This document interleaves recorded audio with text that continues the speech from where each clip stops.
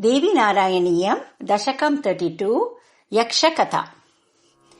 पुरासुरावर्षशतम् रणेषु निरन्तरेषु त्वदनुग्रहेण विजित्य दैत्यान् जननीमपि त्वाम् विस्मृत्य दृप्ता नितराम् बभूवुः। मयैव दैत्या बलवत्तरेण हता न चान्यैरिति शक्रमुख्याः देवा अभूवन्नतिदर्पवन्तः त्वम् देवि चान्तकुरुषे स्महासम्।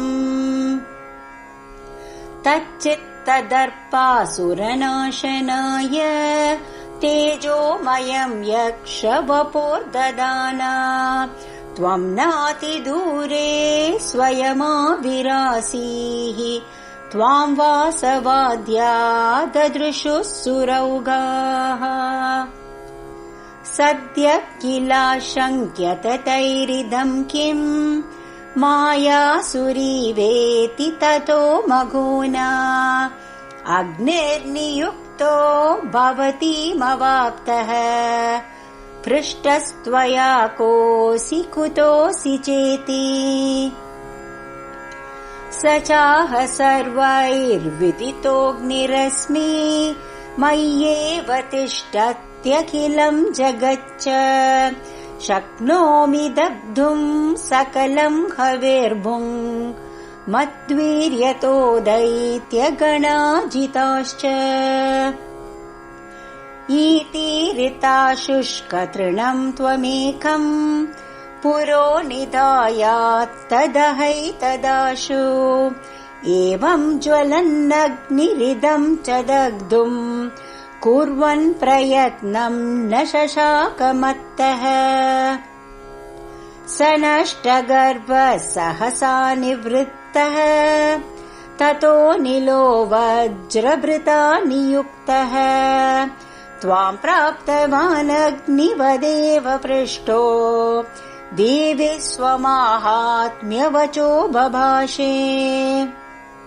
माम् मातरिश्वानमवेहि सर्वे व्यापारवन्तो हि मयैव जीवाः न प्राणिनः सन्ति मया विना च गृह्णामि सर्वम् चलयामि विश्वम्। इत्युक्तमाकर्ण्य तृणम् तदेव प्रदर्श्य चैतच्चलयेत्यबाणीः प्रपञ्चनस्तस्य च कर्म कर्तुम् अशक्त एवास्तमदो निवृत्तः। अतातिमानी शतमन्युरन्तर् अग्निम् च वायुम् च हसन्नवाप त्वाम् यक्षरूपाम् सहसातिरोभूः सोदह्यतान्तः स्वलघुत्वर्वीत्या। अतः श्रुताकाशवचोऽनुसारी ह्रीङ्कारमन्त्रम् सचिराय जप्त्वा पश्यन्नु माम् त्वाम् करुणाश्रुनेत्राम् ननाम भक्त्या शिथिलाभिमानः। ज्ञानम् परम् त्वन्मुखतः स लब्ध्वा कृताञ्जलिर्नम्रशिरा निवृत्तः सर्वामरेभ्य प्रददौ ततस्ते सर्वम् त्वदिच्छा वशगम् व्यजानन्। ततः सुरादम्ब विमुक्तिमापुर्भवन्तु मर्त्याश्च विनम्रशीर्षाः अन्योन्यसाहाय्यकराश्च सर्वे मायुद्धवार्ता भुवनत्रयेस्तु।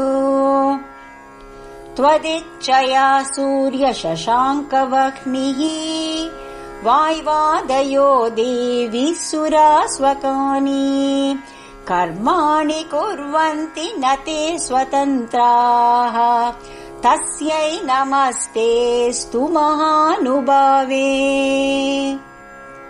श्रीमात्रे नमः।